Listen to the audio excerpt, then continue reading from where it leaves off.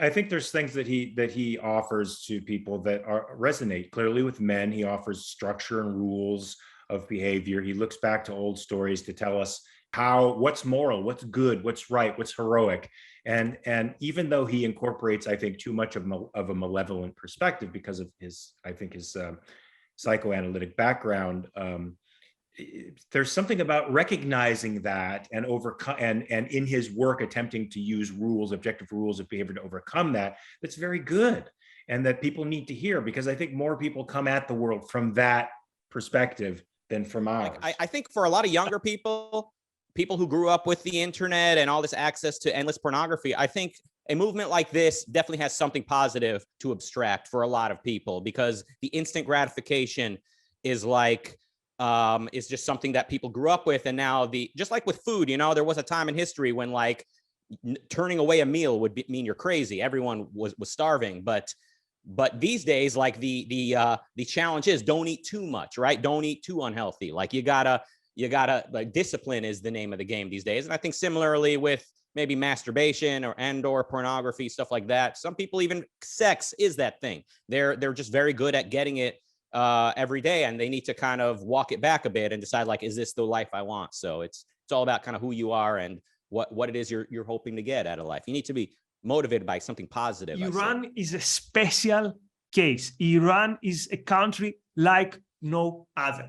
It's a country for which the goal is not wealth or material prosperity or geopolitical security, as many realists are going to claim. Well, we just need to leave Iran alone. They will have their security, and that will be it. That's not what motivates Iran. Iran, again, is a country that would rather perish with its ideals and take its enemies with it, particularly Israel, and if they could, the United States, rather than flourish and live what we call a normal life without these ideals. How did Ayn Rand put it? They don't want to live, they want you to die. Something like that. It hits home a little bit to our audience who might be interested in something like this. This is cold hard cash, and how what's going on now is, well, it's basically destroying that cash, ripping it up to smaller and smaller little pieces. What we're seeing in all of our respective currencies is exactly that, this tremendous destruction of value. And Ms. Rand wrote, do not ask, therefore, for whom the bell of inflation is tolling, it tolls for you. It tolls for all of us. She writes, it is not at the destruction of a handful of the rich that inflation is aimed. The rich are mostly in the vanguard of the destroyers, but at the middle class. And that is what's so painful and so frustrating about the economic trends in the country, and so illustrative of how Ms. Rand wrote about them in the 70s so prophetically. And I want you to feel that too. Indignation that anyone has more of that spark, that sparkle, that energy, that infectious eagerness about life more than we do. And I want you to feel a passion to be the kind of person that rightly causes curiosity, interest, admiration, romantic crushes, and for good reality-based reasons. The kind of person that causes love at first sight. So this week,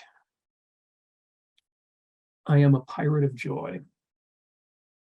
Ayn Rand gave informal scholarships to many of her students who were pursuing careers, academic or artistic careers. She would often just give them money to help them finish their education, give them money to help them pursue their career. That was the hands-on, ground level kind of, quote, charity. And it wasn't charity in her mind.